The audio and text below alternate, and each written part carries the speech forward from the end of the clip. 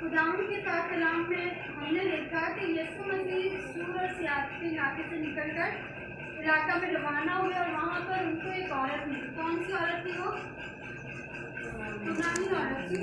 अब वो पुरानी औरत चिल्लाकर यीशु मसीह से कहती है कि मेरी बेटी को बुरी सताती है, उसे क्या कर दे, आज़ाद कर, तू हम पर रहम कर।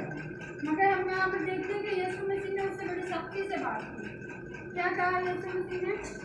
पहले तो यीशु मसीह ने कोई जवाब नहीं दिया, मगर वो दोबारा बोल दिया। तो फिर यीशु मसीह ने उससे कहा कि मैं इस्राएल के घराने की खोई हुई भेड़ों के सिवा और किसी के पास नहीं भेजा गया। मगर उसने आकर सजदा कर कहा, खुदावंद मेरी मदद कर। उसने जवाब में कहा, लड़कों की रोटी लेकर कुत्तों को डाल देना अच्छा नहीं। अगर आज की ज़िंदगी में हम देखें तो अगर हमें कोई ये वर्ड बोल दे तो हम क्या करते हैं? दुगना जवाब देते हैं। हाँ तू आया बड़ा भाई, फिर तो कोई दुआ सिखाना निकल रहा हो। मतलब यहाँ पर हम चेक, हमारा चर्च का टॉपिक है अपना ईमान को हमने क्या करना, देखना है कि हमारा ईमान कैसा है। तो हमने अपने ईमान को चेक करना है कि हमारा ईमान इस काबिल है कि हम खुदा से बरकतों को पा सकें, हमारी दुआएं जो हैं उनको पा सकें हम। यहाँ पर देखते हैं कि उस औरत ने चिल्लाकर जब कहा कि यीशु मसीह ने कहा कि मैं तो सिर्फ इस्राएल के लिए भेजा गया हूँ। क्या ऐसा था? नहीं, खुदा ने अपने बेटे को पूरी दुनिया के लिए भेजा था। लेकिन यहाँ पर शायद खुदा उसका ईमान चेक कर रहा था। खुदा ने उस औरत से कहा कि लड़कों की रोटी लेकर कुत्तों को दे देना अच्छा नहीं। आज हमसे अगर कोई ये बात कहे तो हमें बहुत बुरा लगता है, लेकिन यहाँ पर इस औरत के ईमान की बात है। तो उसने क्या कहा? उसने कहा, हाँ खुदावंद, क्योंकि कुत्ते भी उन टुकड़ों में से खाते हैं। उसने अपने आप को कुत्तों के बराबर भी कह दिया। क्यों कहा? वो जानती थी कि यीशु मसीह शाफी है। हालेलुया, हालेलुया, हालेलुया, हालेलुया, हालेलुया। यीशु मसीह हमारा शाफी है। वो जानती थी कि मेरी बेटी को बंधुओं से आज़ाद एक बंदा जो कर सकता है वो कौन है? यीशु मसीह। तो हम यहाँ पर देखते हैं कि वो यीशु मसीह से शिफा पाने के लिए अपने आप को उसने कुत्ते की मानी भी ठहरा लिया। उसने कहा कि हाँ खुदावंद, क्योंकि कुत्ते भी उन टुकड़ों में से खाते हैं जो उनके मालिकों की मेज से गिरते हैं। वो किनको अपना मालिक बना बैठे? उन इस्राएलियों को जो यीशु मसीह पर जब तक ईमान नहीं लाए थे। क्योंकि हम देखते हैं आज भी इस्राएल में जो है कई फिरके ऐसे हैं जो यीशु मसीह पर आज भी ईमान नहीं रखते। तो यहाँ पर हम देखते हैं तो उसने कहा कि वही हमारे मालिक है। अगर तो उनके लिए आए तो वही हमारे मालिक है। उनकी मेज के जो टुकड़े गिरेंगे हम उनसे ही क्या हो जाएंगे? सेराशुदा हो जाएंगे। वही हमारे लिए काफ़ी है। यीशु मसीह खुश हुए। यीशु मसीह ने क्या कहा? उस पर यीशु ने जवाब में उसे कहा, है औरत, तेरा ईमान बहुत बहुत बड़ा है। जैसा तू चाहती है तेरे लिए वैसा ही हो। और उसकी बेटी ने उसी घड़ी शिफा पाई। Hallelujah, hallelujah. हम देखते हैं कि यीशु मसीह ने और भी बहुत ज़्यादा अगर हम देखें तो यीशु मसीह के कह देने से ही क्या होता है? शिफा जारी हो जाती है। तो यहाँ पर भी हम देखते हैं कि यीशु मसीह ने कहा कि तेरा ईमान बहुत बड़ा है और उसी घड़ी उसकी बेटी ने शिफा पाई। आज हम देखेंगे कि हमारे घरानों में, हमारी जिंदगियों में ये मौजूदात क्यों नहीं?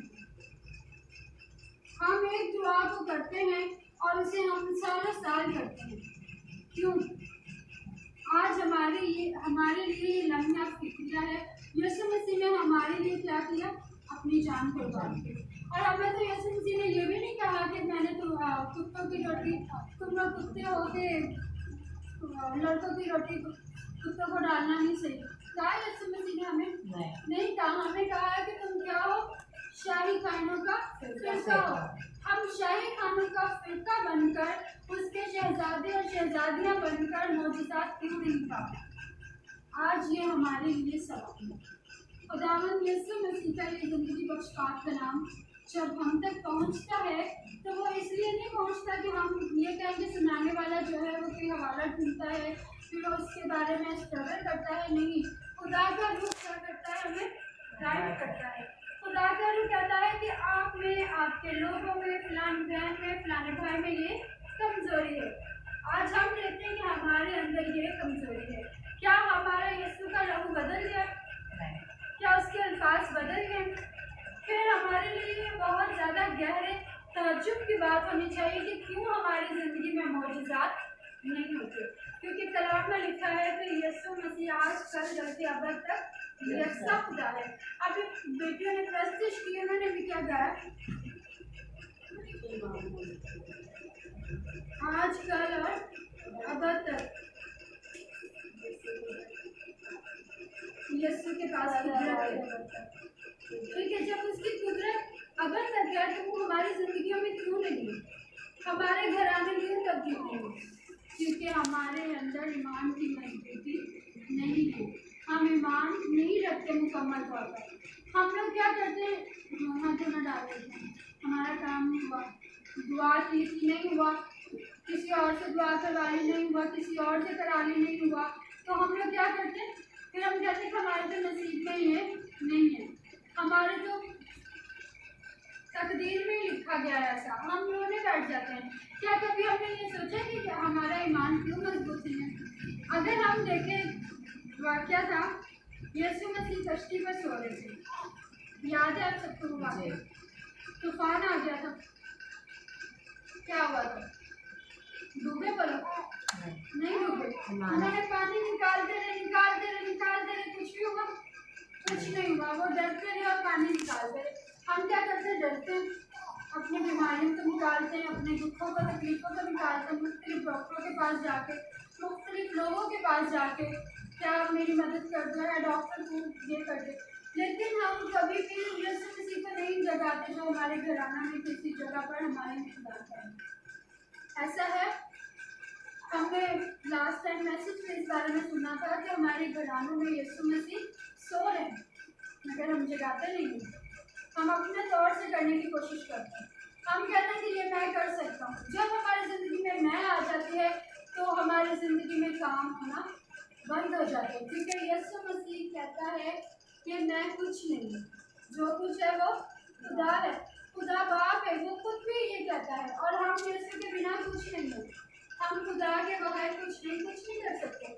हम गीत गाते हैं, मैं कुछ भी नहीं हूँ तेरे सिवा गाते हैं, तो हम इस बात को अपनी ज़िंदगी में हकीकत नहीं लेते। अक्सर हम गीत गाते हैं, हम कलाम करते हैं, मगर उसकी अहमियत हमारी ज़िंदगियों में नहीं होती, और इस वजह से हमारी ज़िंदगी में कोई मौजूदा नहीं होता। आज यीशु मसीह आपसे और मुझसे हम कलाम है कि इस यूनानी औरत की तरह हम अपना ईमान मजबूत करें, हम ईमान मजबूत रख के खुदा के हजूर में आए और मौजूदात पाएँ। आपको पता है किस औरत ने मौजूदा पाया था? एक औरत जिसके 12 बरस का खून जारी था, उसने मौजूदा पाया, वो गई, उसने क्या ईमान कराया था कि मैं उसका सिर्फ पल्ला छूलूंगी तो मैं शिफा पालूंगी, और जैसा उसका ईमान था वैसा उसके लिए हो गया। यीशु मसीह ने जिसको भी शिफा दी, जिसने भी शिफा पाई, यीशु मसीह ने क्या कहा, जा तुझे तेरे ईमान ने अच्छा किया।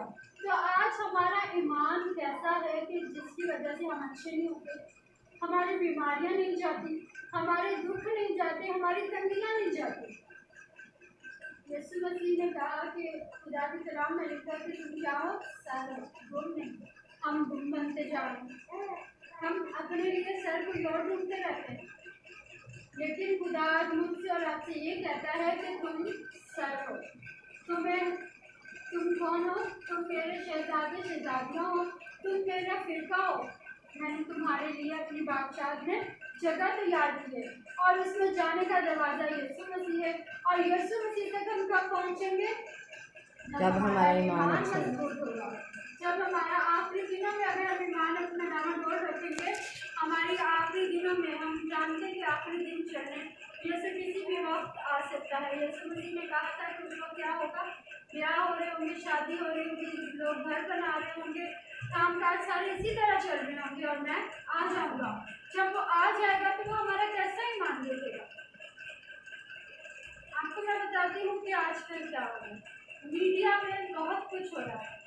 कोई कहता है कि यीशु मसीह आ गया है, कोई और कोई कहानियाँ सुना रहा है, और 666 का जो निशान है, हमारा टॉपिक में मैं आपको बता रही हूँ, उसकी भी कई प्लानिंग्स जो हैं वो रूनुमा होना शुरू हो गई है। अगर हमारा ईमान मजबूत होगा तो हम उन चालाकियों से इब्लीस की बच जाएंगे। अगर हमारा ईमान कमज़ोर हुआ तो हम उन चालाकियों से बच नहीं सकते।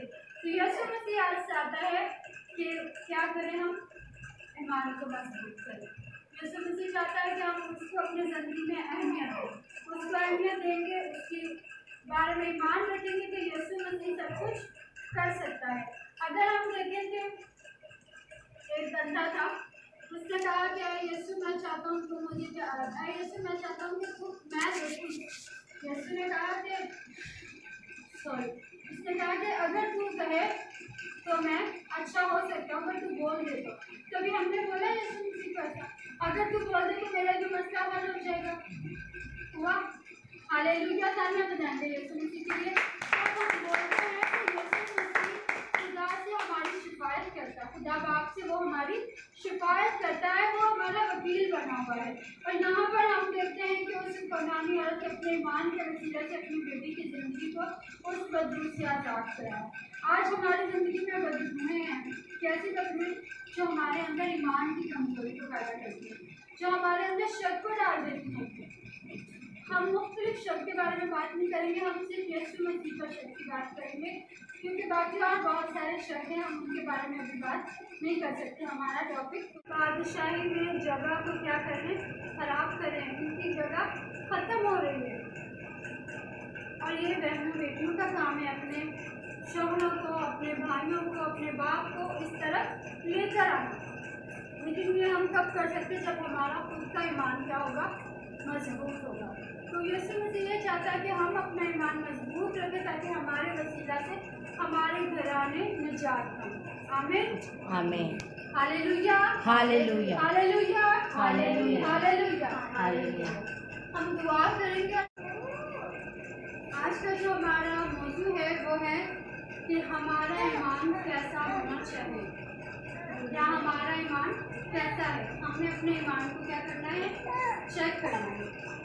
खुदावंद के पाक कलाम में से मत्ती रसूल की अंजील उसका 15 बाब और उसकी 21वीं आयत से हम पढ़ेंगे। मरियम के साथ फिर यीशु वहाँ से निकलकर सूर और सैदा के इलाका को रवाना हुआ, और देखो एक कनानी औरत उन सरहदों से निकली और पुकार कर कहने लगी, मैं खुदावंद इब्ने दाऊद मुझ पर रहम कर, एक बदबू मेरी बेटी को बहुत सताती है। मगर उसने उसे कुछ जवाब ना दिया, और उसके शागिर्दों ने पास आकर उससे ये अर्ज़ की कि उसे रुखसत कर दें, क्योंकि वो हमारे पीछे चिल्लाती है।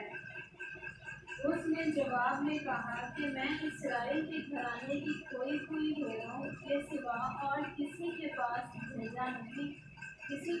नहीं भेजा गया। मगर उसने आकर उसे सजदा किया और कहा, ऐ खुदावंद मेरी मदद कर। उसने जवाब में कहा, लड़कों की रोटी लेकर कुत्तों को डाल देना अच्छा नहीं। उसने कहा, हाँ खुदावंद, क्योंकि कुत्ते भी उन टुकड़ों में से खाते हैं जो उनके मालिकों की मेज से गिरते हैं। उस पर यीशु ने जवाब में उससे कहा, ऐ औरत, तेरा ईमान बहुत बड़ा है, जैसा तू चाहती है तेरे लिए वैसा ही हो। और उसकी बेटी ने उसी घड़ी शिफा पाई। आमीन। खुदावंद के पास कलाम में पढ़े और खुदावंद के पास लेते हैं। खुदावंद का